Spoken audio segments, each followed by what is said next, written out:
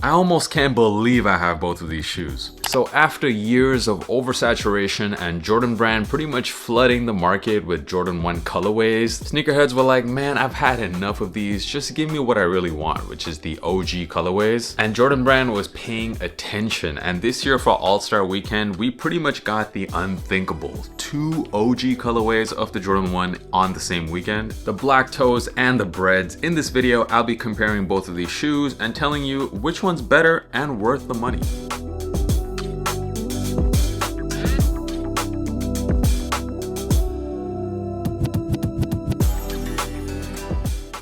Very quickly, if this is your first time here, make sure you are subscribed to the channel because I'm dropping content just like this every single week. Give me a follow on Instagram as well. That's where I'm the most active, posting content on there daily. And if you want some listening content, make sure you check out my podcast, available on all streaming platforms. Link is in the description. So let's get into the comparison. First, talking about the releases. The Breds had one of the weirdest releases I can remember for any Jordan shoe. It's almost like the release in North America and Europe were for 2 completely different shoes. In North America, these released at only 23 select retailers, and apparently only 10,000 pairs in total were available. There was no Sneakers app release, and the retail price was $250. In Europe, however, these did release on the Sneakers app, and a lot of people, including myself, were even given exclusive access to the shoes. And they also released at a lot of retailers. I mean, even Foot Locker got pairs of these. And the most surprising part of these was the retail price in Europe, which was only 200 euros, which even after taking into account currency conversions, it's still almost 20% lower retail price than North America. So I'm pretty confused by this release. And these are going for a lot on the secondary market, depending on what size you're looking at, anywhere from $450 to $600, which is really crazy for a pair of Jordan 1s in 2025. Meanwhile, the Black Toe Reimagined, these were much more widely available, and on StockX right now, these can actually be had for even under retail. Now, I haven't talked about these much on the channel, so let me start off by reviewing these. Now, I have been trashing this shoe for months now on this channel, mainly because of this detail right here. They switched out the traditional Wings logo and replaced it with this Air Jordan text, but there is actually some history behind this. There's an iconic photo of Michael Jordan with the black toe colorway around his neck, and you can see the Air Jordan text on that shoe. It's because at that time, Jordan Brand wasn't 100% decided on what the final design of the Jordan 1 would look like, so that shoe was kind of like a prototype. MJ at the time was actually rocking the Air Ships on the court during that design process. Funny enough, in the photo, he's actually wearing some Jordan apparel, which did have the Wings logo. And I want to say it here in this video, I take back all of the negative comments I had about this shoe, because in person, these are actually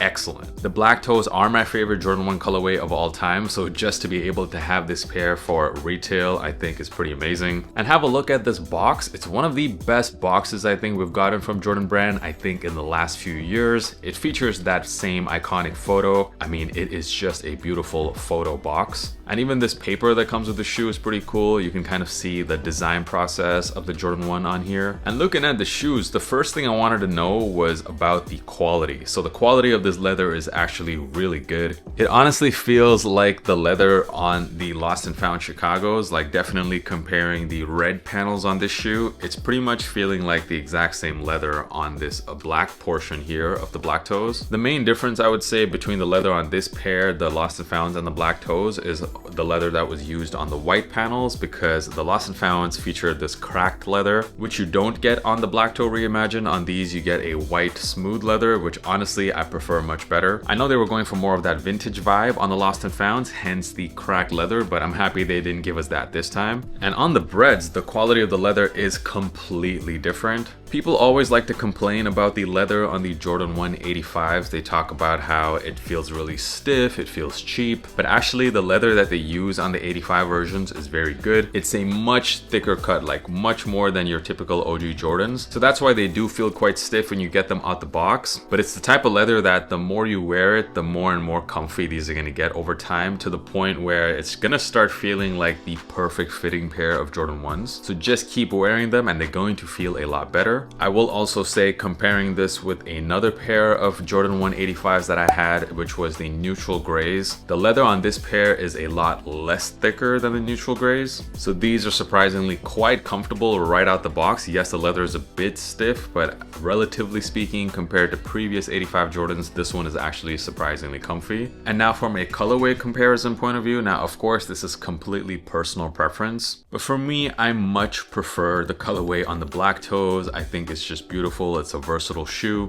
and it's actually a lot more versatile than the Jordan 185s. With this pair, because it is very red, you definitely have to think a bit about what type of outfits you want to wear with this shoe. It's not one of those it goes with everything type of shoes. These, however, definitely do, and I will be actually dropping a how to style video for both of these shoes, which should be dropping on my channel pretty soon, so look out for that. And also, I have to say one more thing about this text here on this pair. I didn't really think about this when buying the shoe, but when I actually wear this shoe with all of the different pants that I own, in pretty much every case, the pants always go over the top of the shoe, because I typically do like to wear these wider fitting pants. So I won't actually ever see that text on feet, and instead I get to enjoy the nice colorway of the shoe. So yeah, definitely I realized after throwing these on feet that I didn't really care so much about the text. But let's talk about the shape now, because that's where you really see the biggest differences between these two shoes. They went for the most authentic representation of the 1985 Jordan 1 with this Bred colorway.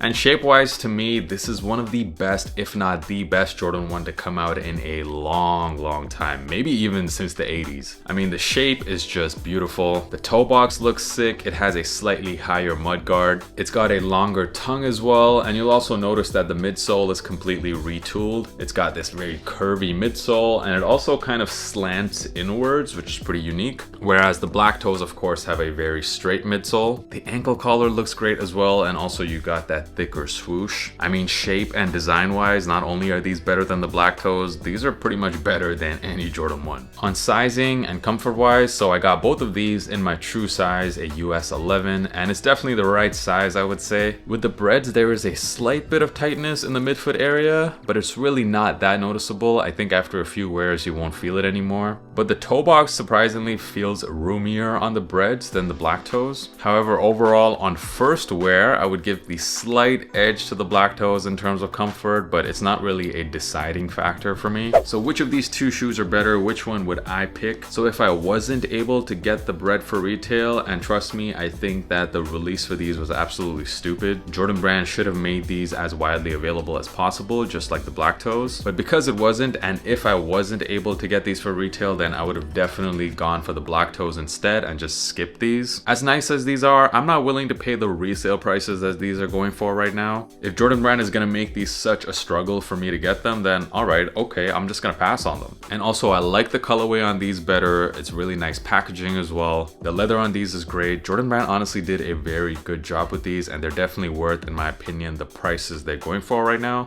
I'm also the type of person who really likes to wear his shoes. I don't just leave them in a box somewhere, and I know that these shoes, because of how versatile this colorway is definitely gonna get a lot more use than these. But let's say hypothetically, if I was able to get both of these for retail and I could only pick one, or I only had money to buy one of these, after seeing both these pairs, I mean, I would love to keep both of these for retail, but if I could only pick one for retail, I would have to go with the Breds. I think the shape on these is perfect. I can't wait to beat these up so that the leather starts to feel better. And at the end of the day, this is more of a true OG Jordan 1 because it's got the right logo on the collar. Do I like these enough to pay resale for them? No, but yeah, for retail, I'm taking these. But enough of the hypotheticals. The reality is I love both of them. I'm happy to get both of these. I actually spent some time yesterday trying to convince my wife that all three of these aren't the same shoe, that they're different. She doesn't get it, but I'm sure you guys do. As always, I want to hear your thoughts. Let me know in the comments, which of these two shoes do you guys prefer? Which one did you go for? Are you willing to pay resale for these? Let me know. And thank you as always for stopping by. Make sure you hit that subscribe button if you haven't already done so. The links to my podcast and my Instagram can be found in the description. Thank you for stopping by and for supporting my channel. I'll catch you guys in the next video.